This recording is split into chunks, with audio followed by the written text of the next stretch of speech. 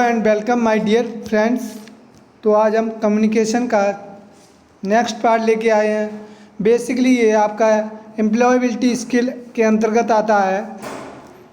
तो कम्युनिकेशन के हमने 2 पार्ट देख लिए थे, ये नेक्स्ट पार्ट है। तो चलते हैं एनालिसिस करते हैं कम्युनिकेशन सिस्टम पर। तो क्वेश्चन नंबर फर्स्ट कह रहा है संप्रेषण प्रक्रिया के 4 तत्व हैं, पूछना, कहना, सुनना एवं समझना। राइट। तो कम्युनिकेशन सिस्टम के बारे में हमने बताया था आपको। कम्युनिकेशन सिस्टम बेसिकली क्या होता है, एक आपका ट्रांसमीटर होता है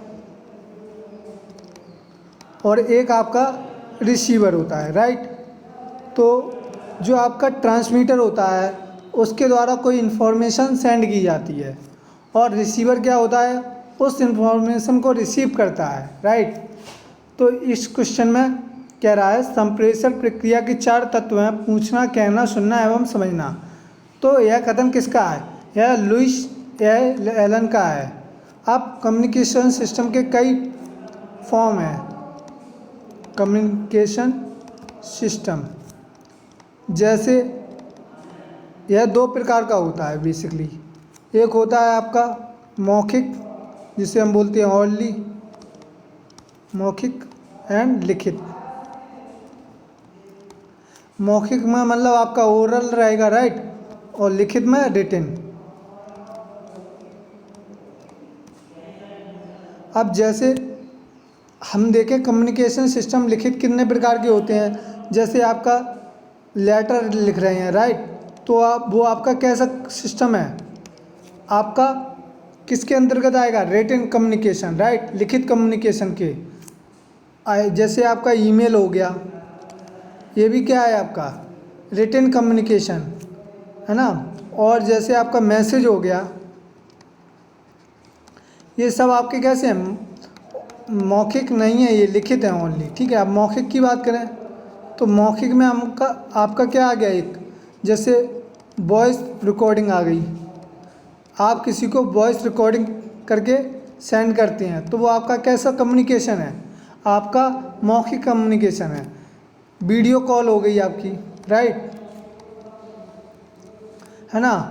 आपका सिंपल कॉल भी हो सकता है। तो ये सब आपके मौखिक कम्युनिकेशन होते हैं। और जब आप किसी चीज़ को लिखते हैं तो वो आपका रिटन कम्युनिकेशन होता है। तो संप्रेषण प्रक्रिया के 4 तत्व, पूछना, कहना, सुनना एवं समझना, ये कथन किसका है, लुइस एलन का। नेक्स्ट कह रहा है अच्छा संप्रेषण सुदृढ़ प्रबंध की आधारशिला है। यह कथन किसका है, यह पीटर एफ ड्रकर का है। उन्होंने बताया था एक अच्छा कम्युनिकेशन सिस्टम सुदृढ़ की आधारशिला हो सकता है। ठीक है। तो ये पीटर एफ का कथन है, उन्होंने ये बताया था।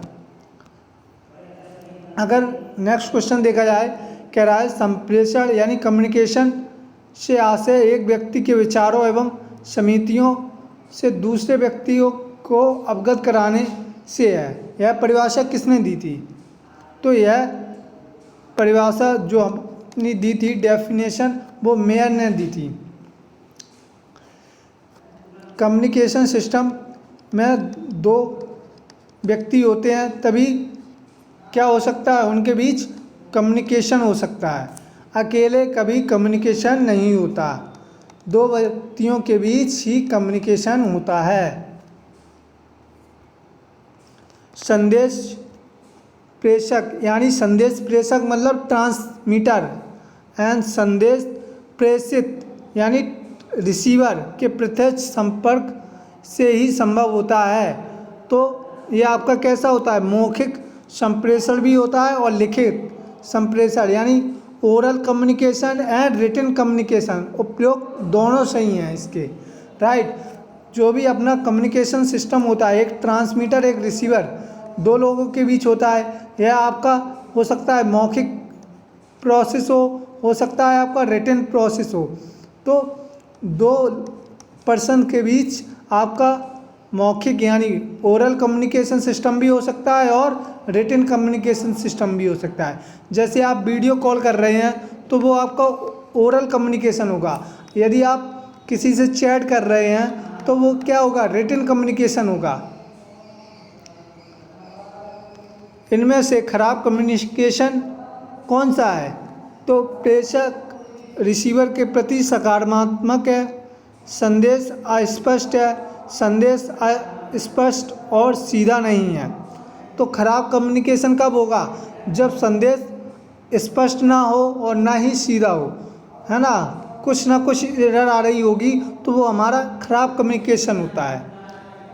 नेक्स्ट कह रहा है निम्नलिखित में से इंटरव्यू के लिए कौन सा डोंट है? डोंट यानी ऑप्शन में देखा जाए तो आत्मविश्वास, अनौपचारिक कपड़े, उचित आई कांटेक्ट, शांत आचरण। तो अनौपचारिक कपड़े यानी जो आपके इंटरव्यू के लिए सबसे ज़्यादा मेन इफेक्ट डालेंगे तो वो अनौपचारिक कपड़े, है ना, तो ये चीज़ आपको ध्यान रखनी है।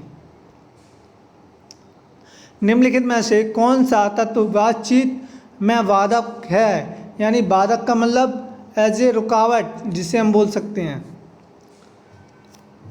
तो निम्नलिखित में से कौन सा ऐसा बाधक है जो आपको बातचीत करने से रोक सकता है? हो सकता है आपका आत्मविश्वास, घबराहट, शांत आचरण, मित्रता का व्यवहार। तो इसमें सबसे बेस्ट ऑप्शन है घबराहट। अगर आपके अंदर घबराहट होगी तो अच्छे से आप कम्युनिकेट नहीं कर सकते सामने वाले व्यक्ति से। क्वेश्चन नेक्स्ट कह रहा है संकेतों एवं शारीरिक भाषा के माध्यम से किए जाने वाले संप्रेषण को कहा जाता है। यानी संकेत के थ्रू आप कोई अपनी भाषा को रिप्रेजेंट करें तो वो आपका कैसा होगा? गैर शाब्दिक संप्रेषण, यानी उसको बोल सकते हैं इंग्लिश में नॉन वर्ड कम्युनिकेशन। आप कोई वर्ड ना कह के आप अपने संकेतों में उस चीज़ को डिफाइन करेंगे तो वो आपका नॉन वर्ड कम्युनिकेशन सिस्टम कहलाएगा। यदि आप अपने ओरल लैंग्वेज में बात कर रहे हैं बिना संकेत के, है ना, तो वो आपका शाब्दिक संप्रेषण होगा। नेक्स्ट क्वेश्चन कह रहा है मौखिक संप्रेषण उपयोगी होता है जब ऑप्शन में क्या क्या है? निर्णय की शीघ्र सूचना संबंधित पक्षों को देनी हो, संदेश संक्षिप्त हो, विस्तृत नहीं हो, संदेश का अभिलेख या प्रमाण रखने की आवश्यकता नहीं हो, उपरोक्त सभी। तो मौखिक संप्रेषण उपयोगी होता है तो उपरोक्त सभी, ये तीनों इम्पोर्टेंट बातें हैं हमें रखनी चाहिए मौखिक संप्रेषण के दौरान। संप्रेषण प्रक्रिया के 4 तत्व हैं, ये क्वेश्चन रिपीट हो गया है। तो 4 तत्व पूछना, कहना, सुनना और समझना। यह कथन किसका था? लुइस एलन का, राइट। तो आई होप आपको कम्युनिकेशन सिस्टम के बारे में यह पार्ट समझ में आ गया होगा। तो अब नेक्स्ट पार्ट बताएंगे कम्युनिकेशन सिस्टम का आगे। तो इसी के साथ और मिलते हैं नेक्स्ट वीडियो में। Thank you very much, thanks for watching.